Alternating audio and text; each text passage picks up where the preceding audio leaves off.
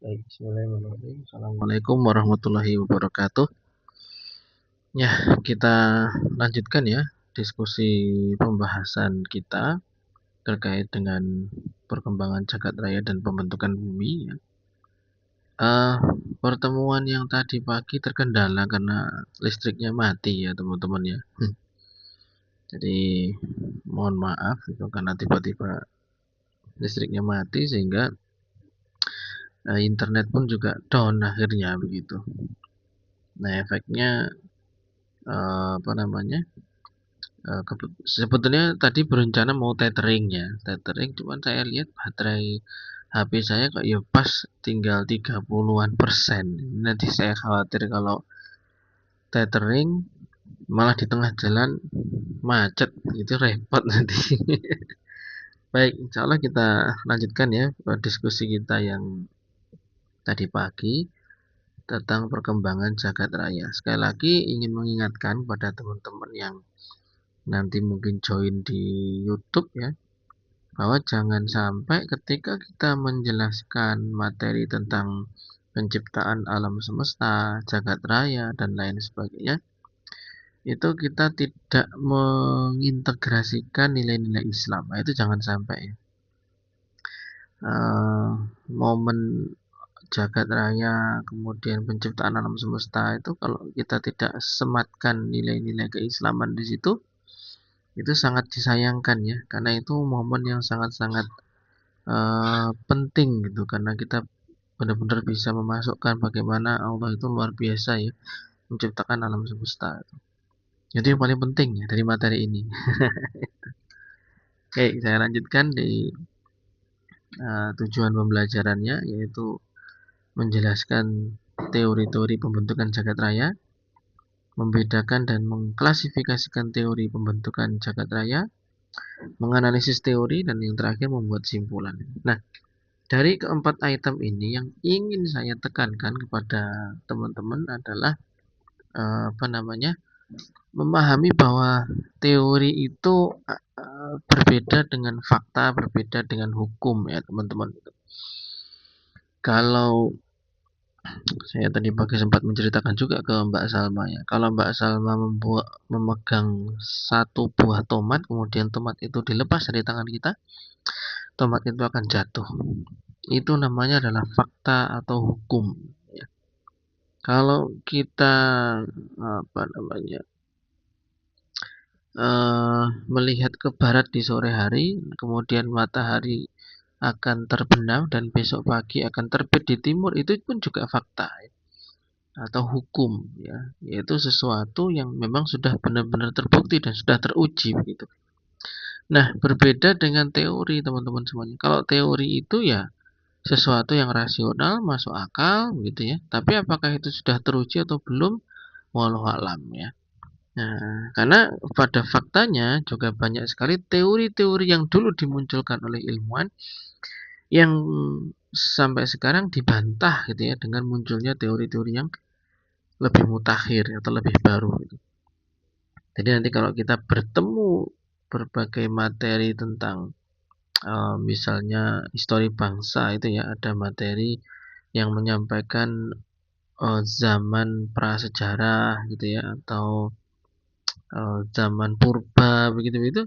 Ketika yang dibicarakan itu adalah teori, maka itu belum bisa dibuktikan secara nyata dan belum bisa teruji gitu.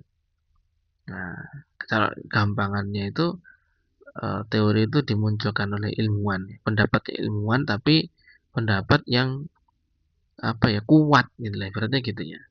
Jadi belum tentu benar memang, tapi itu pendapat itu kuat dan belum terbantahkan. Nah, kira-kira gitu. Ya. Nanti kita belajar teori bagaimana alam semesta ini terbentuk. Nah, misalnya begitu. Ya itu teori, gimana kita melihatnya? Gimana kita bisa tahu adanya Big Bang kan begitu. Tapi itu teori yang paling mungkin paling masuk akal bisa menjelaskan kenapa alam semesta ini terbentuk gitu ya. Secara saintifik. Oke. Referensi yang digunakan ini ada beberapa begitu ya. Coba nanti bisa ditelusuri ya, bukunya bisa nggak di-download gitu. Tapi kalaupun tidak bisa di era sekarang, saya kira teman-teman bisalah mengeksplorasi referensi itu lebih mudah lagi gitu ya. Oke, saya lanjutkan. Apa yang dimaksud galaksi? Ya, apa yang kamu ketahui tentang tata surya? Apa yang kamu tak ketahui tentang planet? Bagaimana penciptaan jagat raya gitu. Nah, mungkin kita akan mendiskusikan ke depan tentang ini gitu ya. Baik, sebelum ke situ apa namanya ya? Di zaman sekarang ini mengapa di era modern masih ada yang menganggap bumi itu datar gitu ya. Mungkin kalau nanti ada pertemuan offline kita bisa diskusikan lebih lanjut gitu ya. Yang jelas sampai sekarang secara teori ya maupun fakta-fakta di eh, zaman ini menyatakan bahwa ya bumi itu eh, bulat begitu ya. Kalau ada yang bilang datar itu ya kita melihatnya datar gitu ya. Tapi pada kenyataannya berbentuk bulat gitu karena keterbatasan manusia ya. Ya gampang yang sangat sederhana kalau kita melihat ke arah yang jauh ya, bangunan-bangunan tinggi itu jadi pendek kan begitu loh. Yes, otomatis itu menunjukkan kalau bumi itu tidak datar. Yes, itu gampangannya itu begitu. Jangan kita sebagai seorang calon guru jangan sampai nanti tertipu ya oleh postingan-postingan di sosial media yang seakan-akan membawa apa namanya itu misi flat earth atau bumi itu datar gitu. Saya pernah meneliti kecil-kecilan ya. Itu lembaga mana sih yang kemudian apa namanya menyampaikan kalau bumi itu datar gitu. Ternyata setelah saya teliti-teliti itu lembaga yang tidak bertanggung jawab ya dan lembaganya itu apa ya istilahnya itu kayak mendanai eh, kaum-kaum yang ateis gitu. Jadi ada yang bawa misi ke sana. Oke, saya lanjutkan sejarah atau teori pembentukan tata surya dan jagat raya. Nah dulu ya bumi, matahari dan planet itu merupakan bagian dari sistem yang berbeda. Jadi ya ini ceritanya ya cerita zaman dulu orang sempat sempat mengira bahwa matahari, bumi dan planet itu bagian dari sistem yang berbeda itu. Uh, Sempat diperkirakan kalau bumi dan matahari itu pipih ya. Uh, Lalu di tahun setelahnya gitu ya beberapa tahun setelahnya itu Pythagoras salah satu ilmuwan juga menyatakan semua benda langit itu berbentuk bola gitu. Sampai 1960 perkembangan teori pembentukan tata surya dibagi dalam dua kelompok besar ya ini sebelum Newton dan setelah Newton gitu. Nah ini perhitungan secara ilmiah pertama kali itu dilakukan oleh Aristarchus itu dari Samos itu sekitar 310 sampai 230 before Christ gitu ya. Itu sebelum Masehi ya. BC itu kan bahasa kitanya sebelum Masehi. Dia mencoba menghitung sudut bulan, bumi, matahari ya dan mencari perbandingan jarak dari bumi, matahari dan bumi bulan gitu. Aristarchus juga merupakan orang pertama yang menyebutkan bumi bergerak mengelilingi matahari dalam bentuk lingkaran yang menjadi titik awal heliosentrik ya. Jadi teori yang memunculkan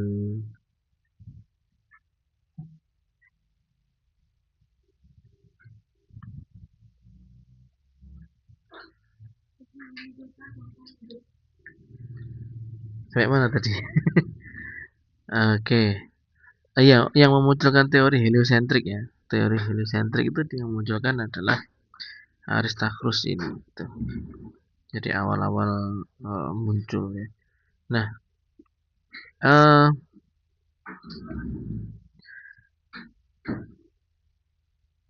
teori heliosentrik bukan teori yang baru muncul di masa Kopernikus, karena nanti ada cerita lagi ya. Namun jauh sebelum itu Aristarchus itu juga meletakkan dasar bagian teori. Jadi awal mulanya itu orang sudah menyadari bahwa sistem tata surya itu heliosentris. Heliosentris itu matahari sebagai pusat tata surya. Karena nanti akan ada teori satu lagi namanya teori geosentris, teman-teman. Geosentris itu teori yang menyebutkan bahwa bumi adalah pusat tata surya gitu ya. Oke, kita cek. Nah, pada era Alexandria, nah ini tokoh lah begitu intinya ya. Ya nggak perlu dihafal-hafal juga gitu. Eratosthenes ya, dari Yunani berhasil menemukan cara mengukur besar bumi dengan mengukur panjang bayangan dari kolom Alexandria dan sini. Nah, detail caranya serasa dipikirkan terlalu detail ya. Intinya ilmuwan itu sampai bisa melakukan itu ya. Dia menyimpulkan perbedaan lintang keduanya merupakan 1/50 dari keseluruhan revolusi. Hasil perhitungannya memberi perbedaan sebesar 30% dari yang ada saat ini. Jadi dengan memperhatikan sudut, bayangan, dan lain sebagainya, orang sudah bisa menentukan ukuran dari bumi gitu.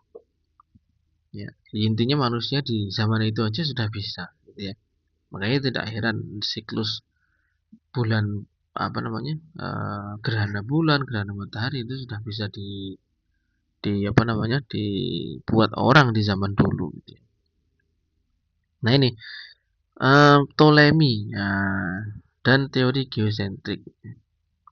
Ptolemy menyatakan bahwa semua objek bergerak relatif terhadap bumi dan teori ini dipercaya selama hampir 1400 tahun.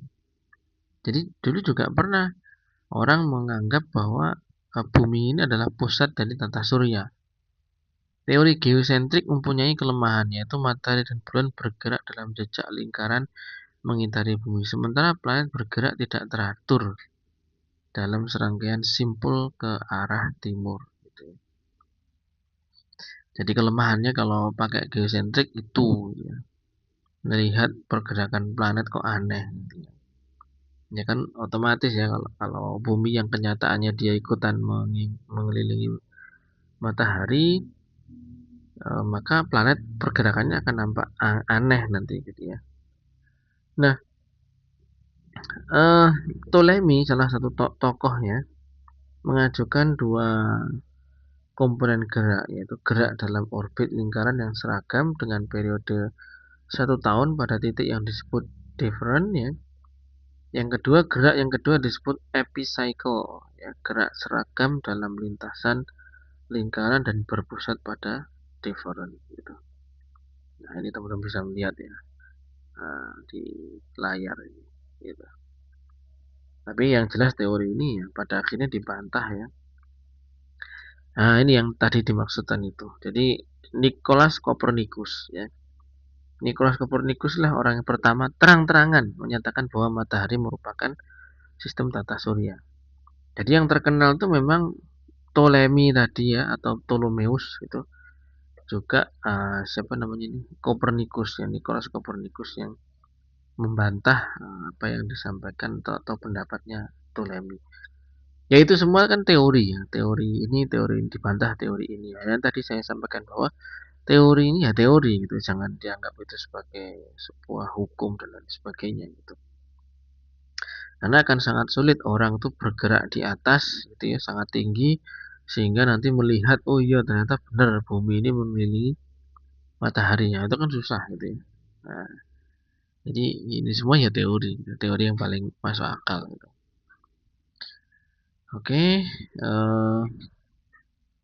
nah ini teori heliosentrik teman-teman yang saat ini kita yakini ya. Ya, intinya apapun itu ya Copernicus pernah di apa ya, di mana? diserang gitu ya, tidak dipercayai oleh kaum gereja kalau zaman dulu ya, nggak dipercaya gitu loh, sampai apa ya istilahnya, kalau di zaman sekarang itu mungkin dipersekusi gitu mungkin ya, pokoknya diberi tekanan, pokoknya diancam dan lain sebagainya karena memunculkan teori itu. Nih, pandangan ini yang menyebabkan ia dibakar dan teori heliosentrik dianggap berbahaya karena bertentangan dengan pandangan gereja yang menganggap manusialah yang menjadi sentral di dalam semesta.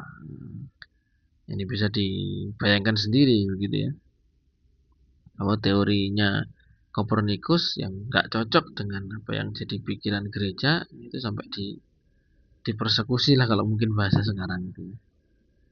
Nah, kemudian setelah orang sudah menyadari bahwa bumi ini bukan pusat tata surya, melainkan pusat tata surya itu adalah matahari, maka keilmuan yang berkaitan dengan apa namanya, matahari merupakan pusat tata surya mulai berkembang.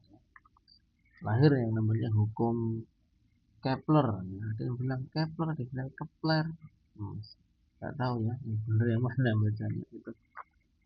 Yang intinya ini yang di sebelah kanan ini, bahwa bumi ini bergerak ya, itu tidak lingkaran balance yang benar-benar bundar bulat itu enggak, tapi lebih pada berbentuknya elips ya, dan matahari ada di salah satu ujung elipsnya gitu ya, nggak mepet banget seperti ini ya, ya tapi yang jelas begini teman-teman, apa namanya, kita pernah ya mengalami masa di mana matahari itu terasa sangat panas itu, artinya bumi berada di lintasan yang dekat dengan matahari ini. Nah, ketika bumi itu berada di lintasan pas agak jauh begini, itu bumi terasa dingin gitu. Tapi dingin di sini bukan konteksnya dingin kayak berdiding gitu, bukan ya. Kalau itu musim ya, memang musim. Ini maksudnya tuh begini, sama-sama musim kemarau ya. Tapi ketika kita di sini di dekat dengan matahari itu kemaraunya panas banget gitu. Tapi ketika di sini kemaraunya, ya kemarau itu tetap panas gitu ya. Cuman tidak sepanas ketika kemarau ada di sini, gitulah kira-kira ya. Jadi jangan ini diterjemahkan, oh kalau di sini ini musim panas, ini musim dingin, bukan begitu ya. Jadi posisinya tidak seperti itu. Kita pernah kemarau tapi posisi bumi di atas ini bisa, posisi bumi di sini juga bisa gitu ya. Cuman kemarau paling panas kalau bumi ada di sini, kemarau paling dingin. Nah, jadi kemarau itu tetap panas gitu. Jadi kalau ibaratnya kemarau itu di sini suhunya nyampe 30 derajat, kalau di sini kemarau nyampainya 28 derajat misalnya gitu ya. Ya 28 sama 30 ya tetap sama-sama panas kan begitu ya. Gitu. Oke, saya lanjutkan.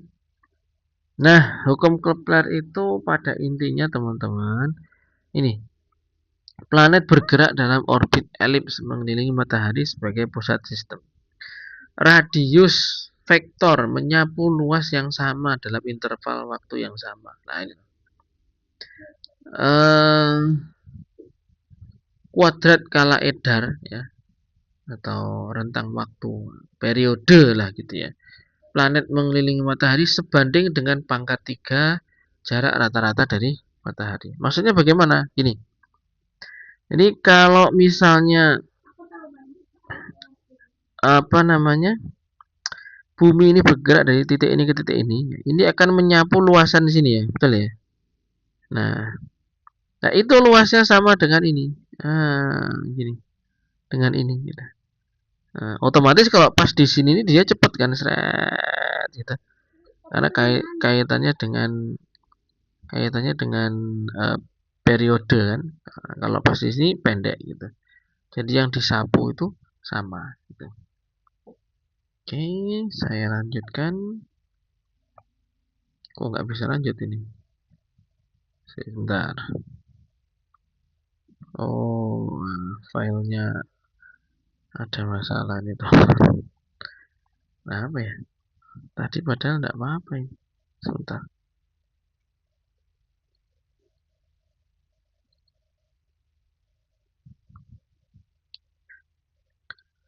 Oke, padahal lagi asik tadi ya. Wah, membahas tentang hukum Kepler. Kalau itu nggak bisa, coba saya pakai yang file LibreOffice coba ya.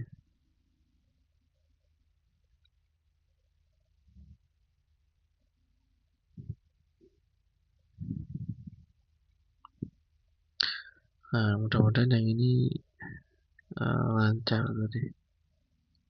Ya, nanti hukum Kepler. Sepertinya lancar nih. Oke. Nah, sip. Oke, saya lanjutkan. Bentar.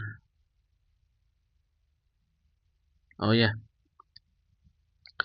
Nah, ini tadi ya tentang hukum Kepler. Kemudian, nah, topiknya membahas tentang teleskop ya, teman-teman semuanya. Teleskop ini sampai sekarang masih digunakan ya untuk melihat benda-benda langit itu.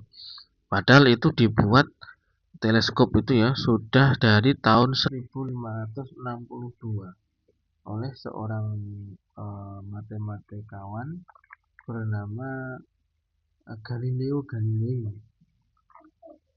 Galileo Galilei itu sudah bisa membuat apa namanya teleskop tahun 1600-an sekitar itu.